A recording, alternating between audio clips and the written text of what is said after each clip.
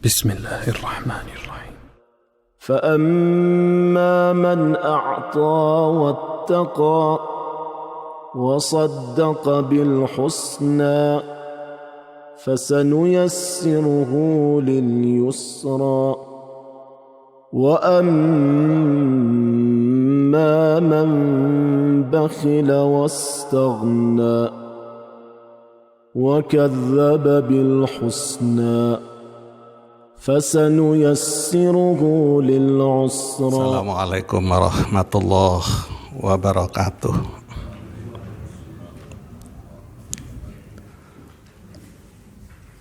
Alhamdulillah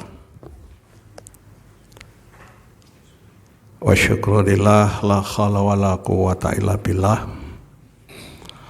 Qala Allah Ta'ala fi kitabil karim, a'udzu billahi minasyaitonir rajim.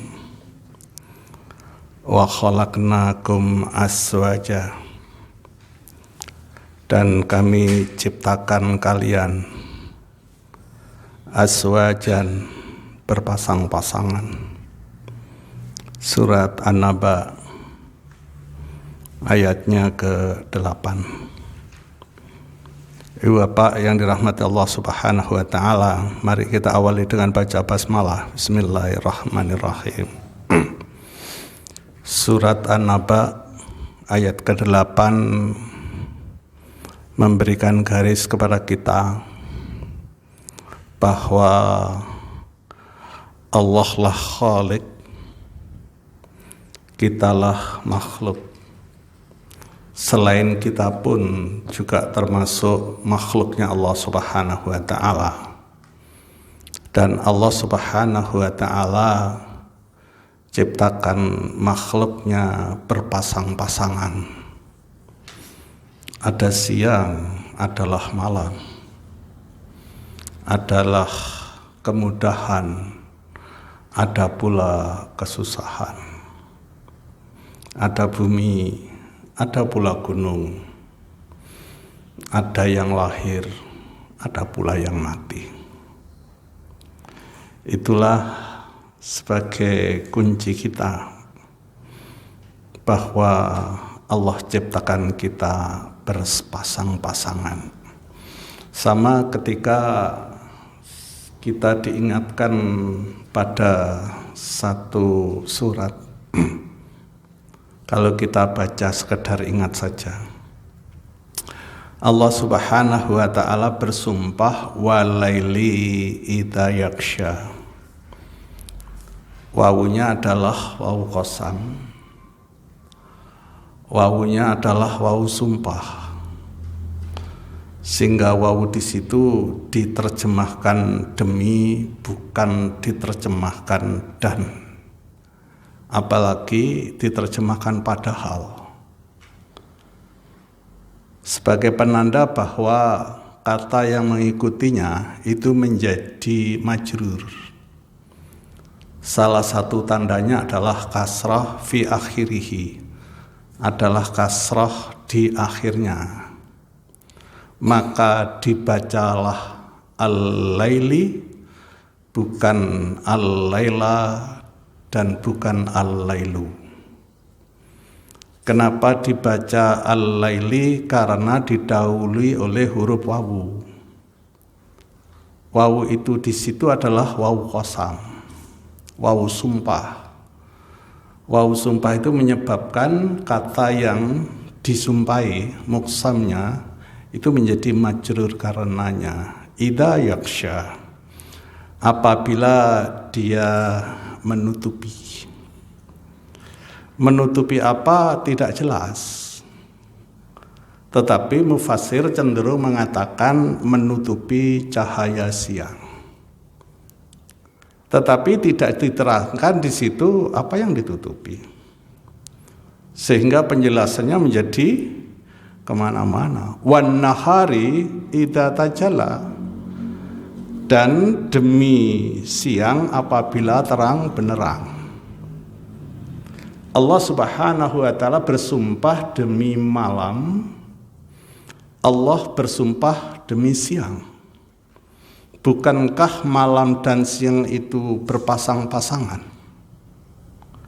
Kalau itu yang terjadi, maka tepat apa yang kita baca di awal, wa khalaqnakum azwaja, dan kami ciptakan kalian itu berpasang-pasangan. Apalagi kalau ayat itu dilanjutkan wa ma khalaqadz dzakara wal unsa. Dan Allah Subhanahu wa taala juga menciptakan. Apa yang diciptakan? Az-dzakara wal unsa. Laki-laki dan perempuan. Bukankah laki-laki itu pasangan dari perempuan? Kalau itu jawabannya benar, maka benar pula. Surat An-Naba ayat ke-8, wa khalaqnakum azwaja. Dan kami ciptakan kalian berpasang-pasangan. Begitu pula berkaitan dengan apa yang kita usahakan. Begitu pula berkaitan dengan apa yang mendera kepada kita. Walaupun tidak bisa dipungkiri, usaha kita bermacam-macam pula. Orang macam kita ini bisa membuat 1000 usaha. Semakin banyak orangnya, usahanya semakin banyak. Tetapi yang pasti, usaha boleh berbeda, tapi rezeki juga boleh berbeda. Atau kalau dibalik, usaha boleh sama, tapi rezeki itu bisa berbeda. Sama-sama penjual bakso, tapi rezekinya berbeda. Ada yang sore itu sudah habis, ada sampai malam belum habis, bahkan sampai dikembalikan. Itu artinya apa? Padahal dari bakso yang sama, membuatnya satu perusahaan, yang jalankan berbeda, tapi rezekinya berbeda. Sama seperti kita. Sama-sama orang berbisnis, bolehlah bisnisnya sama-sama jualan nasi pecel. Tetapi boleh beda. Yang satu larisnya setengah mati, yang satu enggak payu-payu. Artinya apa? Karena memang perbedaan-perbedaan itu menjadi pasangannya. Kendalinya siapa? Kendalinya Allah Subhanahu wa taala. Memangnya orang yang menggerakkan orang untuk berjalan itu siapa? Jawabnya hati. Hati mendikte pikirannya.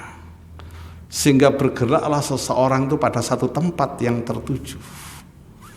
Pertanyaan yang mengikat, lalu yang menggerakkan hati itu siapa? Jawabnya Allah Subhanahu wa taala. Allah katakan inna sayakum lasyatta. Sungguh usaha kalian itu bermacam-macam. Dari usaha yang bermacam-macam itu, lalu kondisinya akan bermacam-macam. Ada yang usahanya lancar, ada yang usahanya macet.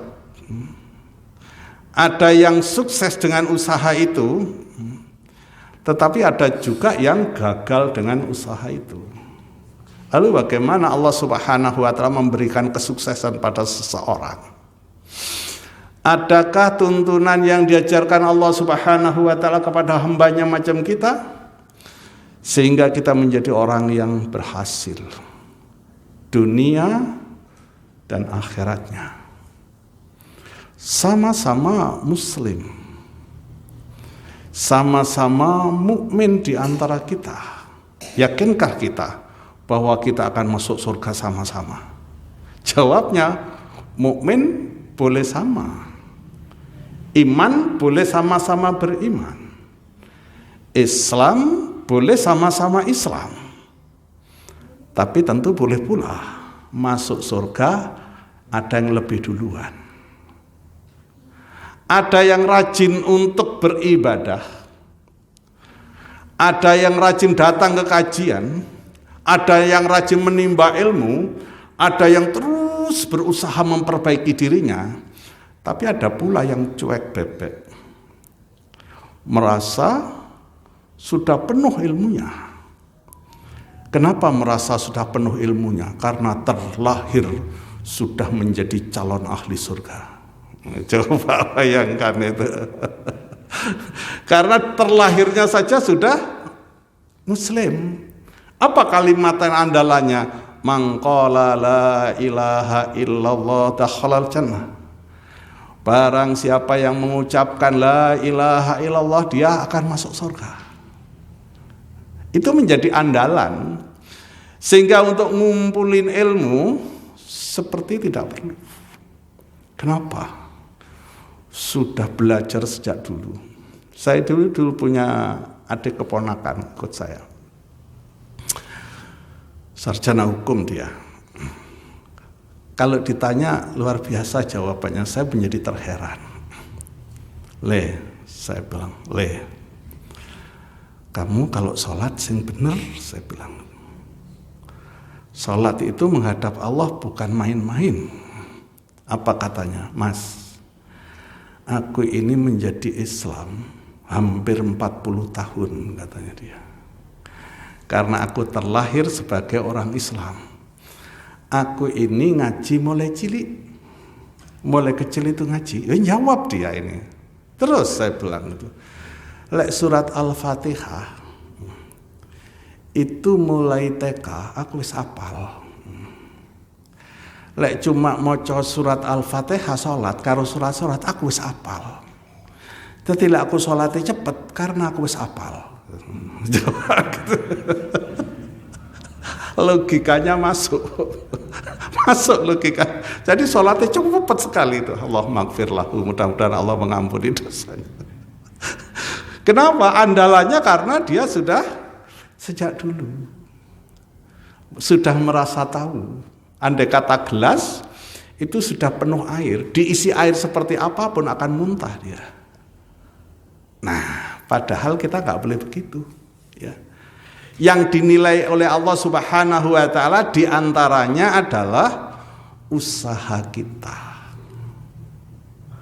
Yang dinilai oleh Allah Subhanahu wa taala diantaranya adalah kepedulian kita. Usaha kita. Perkara diterima itu urusannya Allah Subhanahu wa taala. Jadi kalau panjenengan datang ke sini ini datangnya saja itu sudah pahala. Coba tanyakan Pak Tanif. Kenapa kok rajin? Ada hadisnya Pak Ustadz. Apa hadisnya Pak Tanif? Datang kajian itu Pak Ustadz, itu lebih baik dari sholat 1000 rakaat sholat sunnah. Itu katanya Pak Tanif. Makanya Pak Tanif itu pewadang rajin, itu rajin ngumpulin ilmu. Ya nanti dicek. Ibu bapak yang dirahmati Allah Subhanahu wa taala, kembali wa khalaqnakum azwaja. Dan kami ciptakan kalian berpasang-pasangan. Azwaja itu dari kata zauzun, artinya pasangan. Tetapi orang sering mengatakan kalau azwaja litaskunu ilaiha, mesti diartikan istri, ya.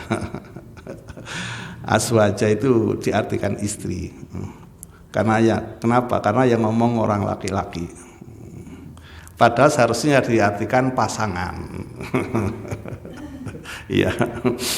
Orang sering mengatakan fankihu ma taba lakum minan nisa'i masna wa sulasa wa ruba fa in khiftum alla ta'dilu. Kan laki-laki itu yang disuruh itu. Dikatakan begitu, ya. Pasangan. Berpasang-pasangan termasuk usaha. Apa pasangannya usaha yang mudah? Jawabannya ya susah. Dipasangkan oleh Allah Subhanahu wa taala mudah dan susah. Dan ini adalah ayat Quran dan mestinya kita tahu persis ini ayat ini. Tidak ada alasan kita untuk tidak tahu. Apa kunci kemudahan menurut Allah Subhanahu wa taala dan apa kunci kesusahan?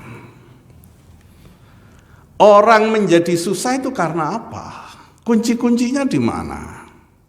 Dan orang menjadi mudah itu kunci-kuncinya di mana? Dikuasai oleh kita. Untuk apa? Mengetahui tentang yang menyusahkan kita bisa menghindarkan diri. Tahu kalau itu ada lubang, tidak mungkin diterjang oleh kita. Kenapa? Amblek kita. Tahu kalau ada batu, tidak mungkin ditabrak oleh kita. Menghindar kita. Mengetahui sesuatu yang mencelakakan itu termasuk penting. Untuk apa? Untuk bisa berhindar. Tetapi mengetahui sesuatu yang memudahkan itu juga penting. Untuk apa? Untuk diikuti. Nah, mari kita lihat. Allah Subhanahu wa taala pasang-pasangkan kita. Wa khalaqnakum azwaja.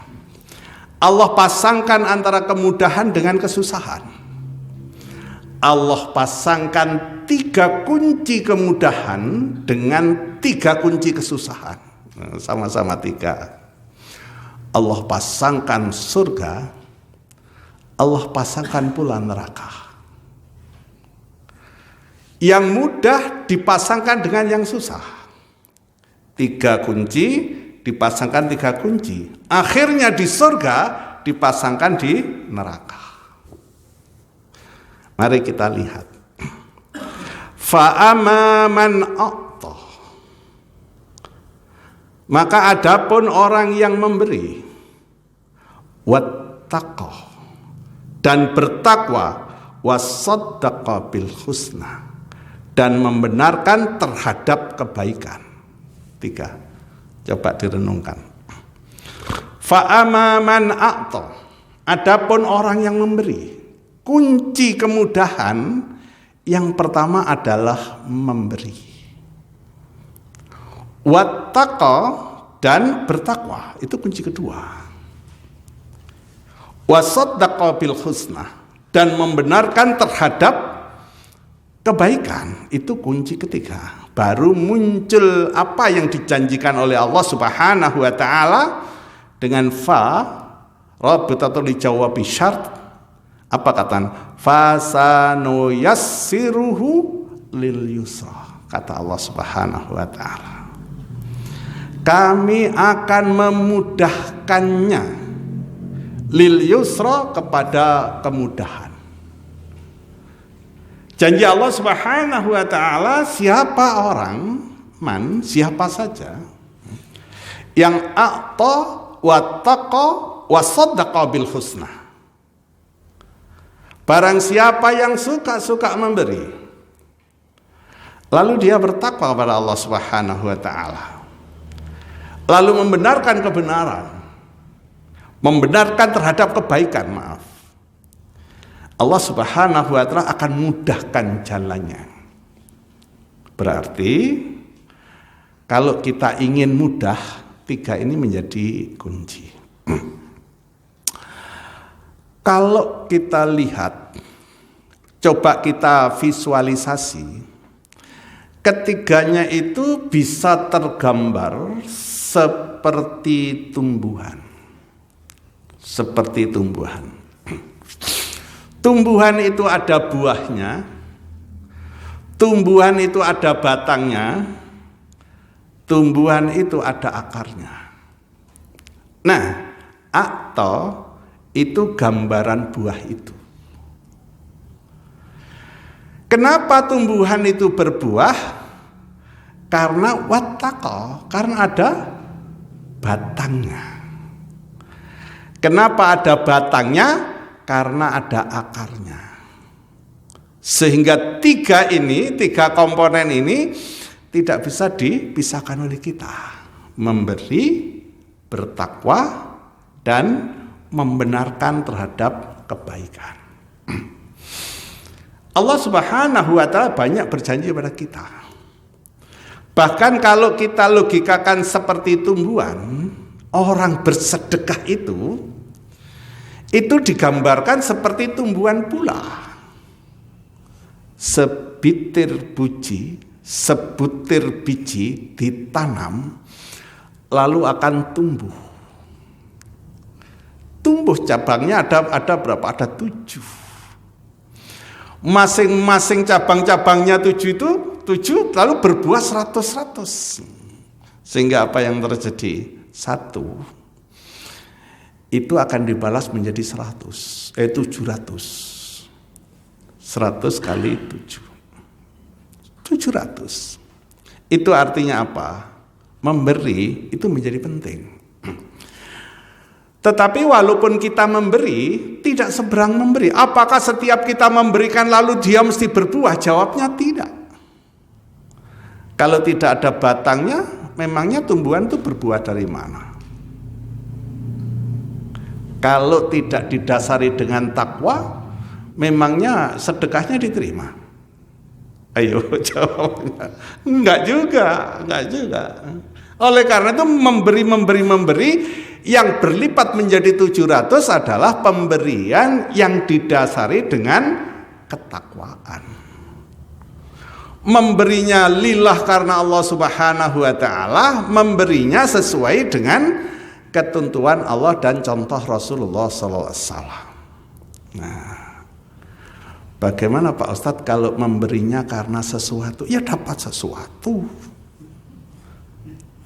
Mau jadi anggota dewan, bagi-bagi kerudung, dapatnya apa? Ya dapat kerudung itu bagi yang diberi. Setelah dipilih ternyata jadi ya dapat dewan itu. Kenapa? Karena yang diniatkan ya wis itu. Coba kalau diniatkan karena Allah Subhanahu wa taala, ya jadi segalanya. Jadi segalanya harus diniatkan. Innamal a'malu binniyat. Sesuatu amal itu harus didasarkan kepada niatnya. Harus dengan niatnya untuk apa? Dan Allah akan membalas sesuai dengan niatnya itu. Fa'ama man a'ta, barang siapa yang memberinya harus dibingkai di dalam ketakwaan Allah Subhanahu wa taala. Wasadaqa bil husna, dan membenarkan terhadap kebenaran. Ma makna bil husna?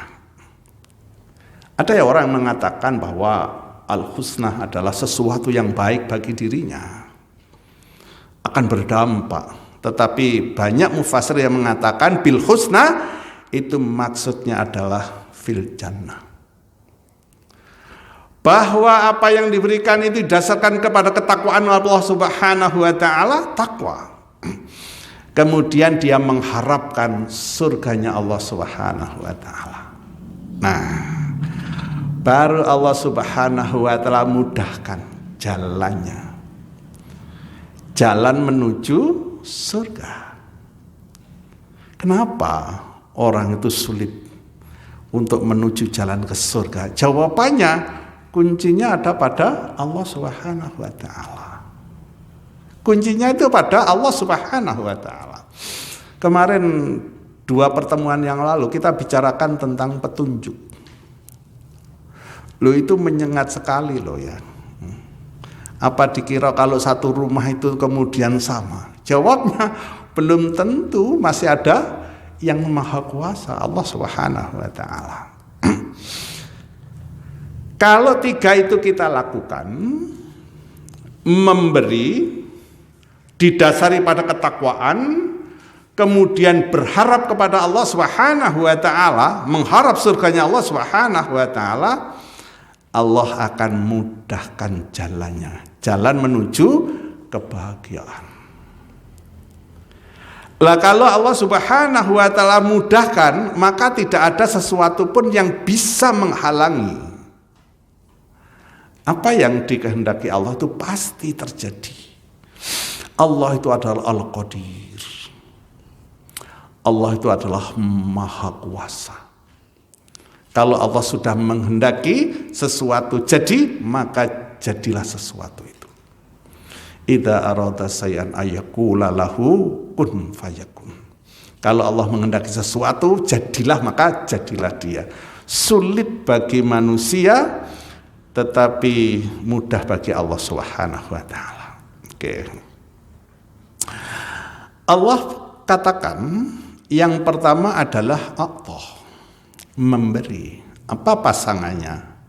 Wa ama mambakhilah. Adapun orang yang bakhil, orang yang kikir, orang yang cerai.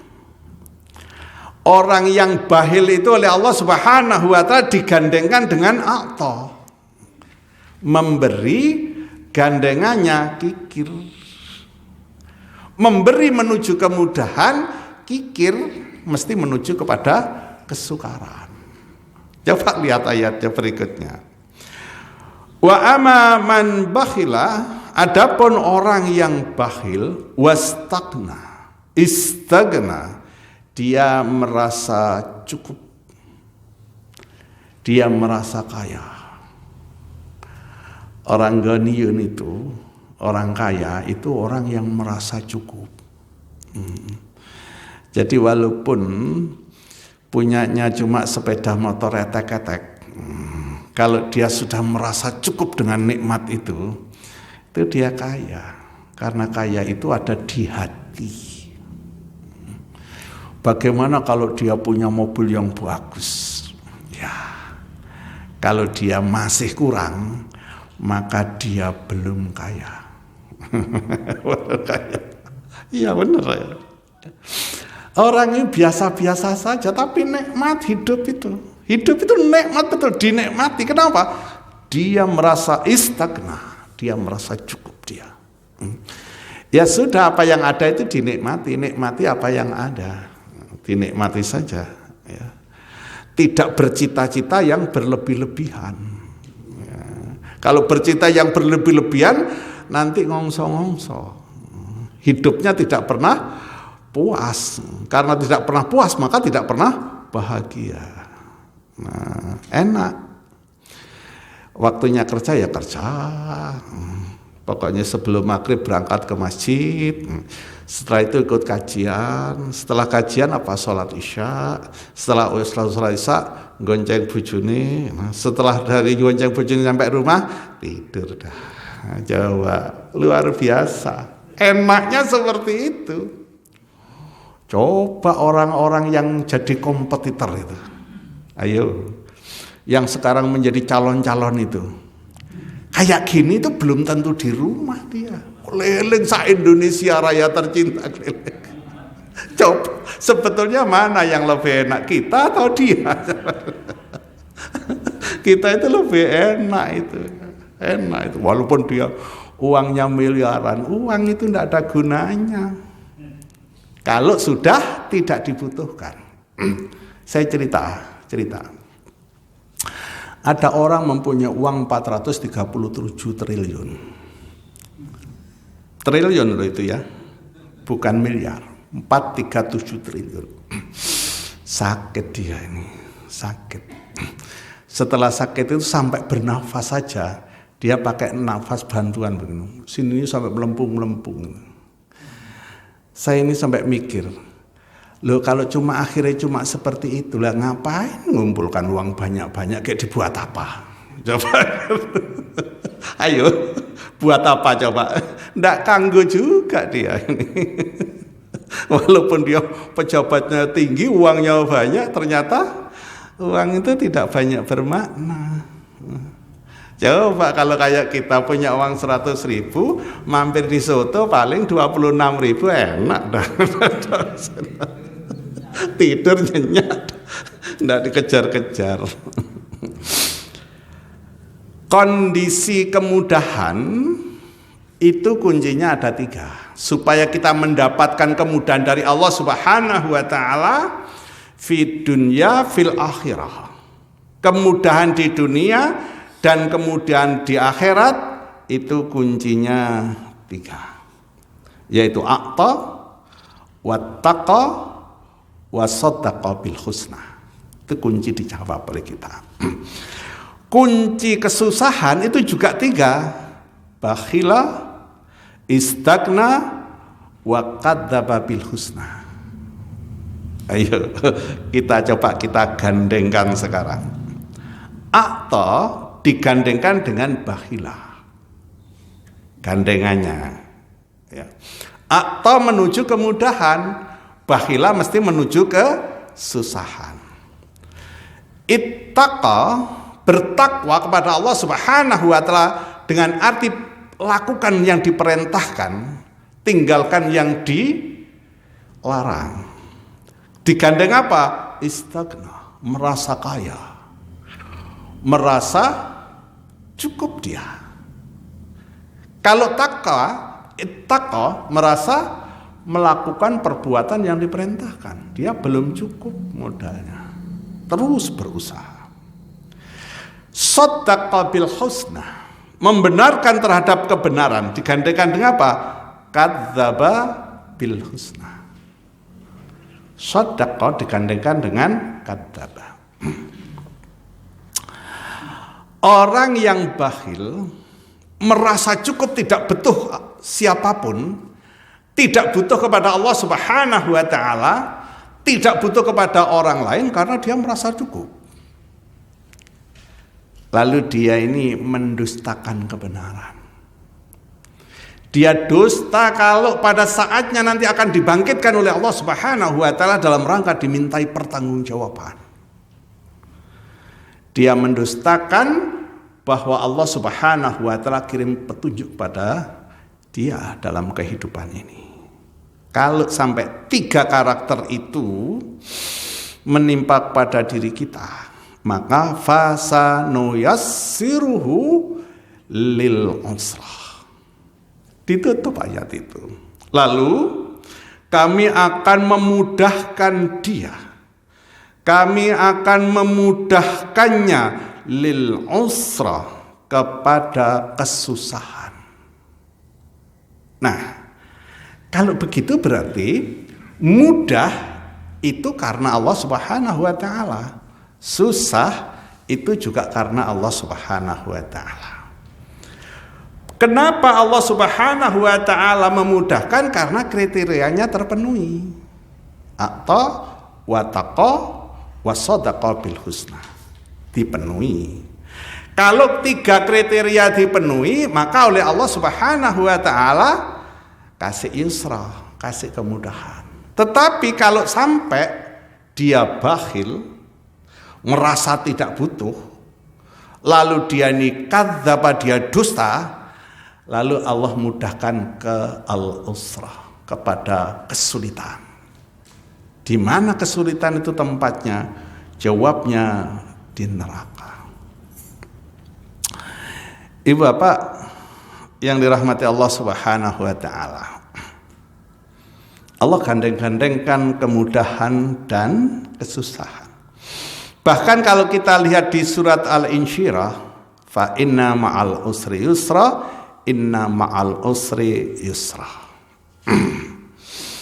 Kita lihat ma'al usri, lalu yusra, digandeng-gandengkan sampai ditakkidkan oleh Allah Subhanahu wa taala, diulangi bahwa bersama dengan kesulitan itu ada kemudahan. Itu yakin kita. Lalu karena memang bersama kesulitan ada kemudahan, sulit dan mudah itu, apa yang harus kita lakukan? Nah, kesalahan kita ini dalam usaha, biasanya kita lupa untuk membuat skala prioritas. Padahal kalau Rasul SAW hadisnya coba dilihat di situ. Kalau misalkan dia ini, bahwa sholat ini akan ditegakkan,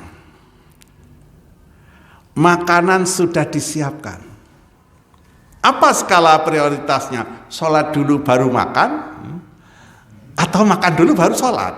Ayo. Kalau Rasul SAW itu makan dulu baru sholat. Apa logikanya? Ya lebih baik waktu makan ingat sholat daripada waktu sholat ingat makanan. Rasul itu rasional sekali, makan dulu, setelah makan baru sholat. Jadi masih sambil makan lalu ingat tuh waktunya sudah waktunya sholat, tahu kita ini, tahu gitu. Itu lebih baik daripada waktu Allahu Akbar lalu eling makanannya. Nah itu artinya apa? Skala prioritas. Dua-duanya sudah ada, tapi mesti dilakoni. Boleh nggak Pak Ustadz dilakoni dua-duanya? Nggak boleh. Mosok sholat sambil makan. Ayo coba. Nggak boleh. Bekerja itu skala prioritas. Hidup itu skala prioritas. Apa prioritasnya? Nah, kayak saya panjenengan. Usia sudah 60 tahun. 60 tahun, bisa lebih. Misalkan. Apa skala prioritasnya? Apa mau mengejar karir? Jawabnya, daftar jadi pegawai saja nggak boleh. Kenapa? Sudah tua. Usianya sudah 70 tahun. Apa yang terjadi? Ya harus skala prioritas. Apa skala prioritasnya? Putuskan. Loh Pak Ustadz, tapi kan ada yang usianya lebih 70 tahun masih nyalon presiden. Jawabannya, ya ada. Tapi skala prioritas bagi kita itu akan beda, ya. Nyalon presiden, ya mbok ngaji-ngaji. Kalau kita skala prioritasnya apa? Skala prioritasnya adalah menyiapkan bekal yang banyak. Saya punya teman namanya Pak Bambang di Masjid Syuhada. Mesti nunggu ke saya. Salaman, ayo Pak Ustadz.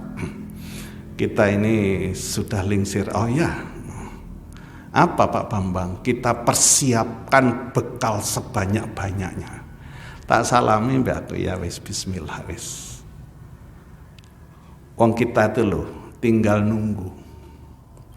Lahir pernah, jadi bayi pernah, jadi anak-anak pernah, sekolah sudah, sunat ya sudah, menikah ya sudah, bekerja ya sudah, punya istri ya sudah, punya anak ya sudah, punya cucu ya sudah, punya rumah ada, punya sepeda motor ada, punya mobil ya sudah. Apa yang kurang? Satu, mati. Apa yang mau dipersiapkan? Coba itu. Semuanya sudah semua. Oleh karenanya maka persiapkan secara masak. Cari bekal sebanyak-banyaknya untuk satu itu. Ya. Nah, itu namanya skala prioritas. Prioritasnya adalah menyiapkan diri untuk menghadap Allah Subhanahu wa taala. Ibu bapak yang dirahmati Allah Subhanahu wa taala, 5.3 itu menarik. Ternyata setiap pagi subuh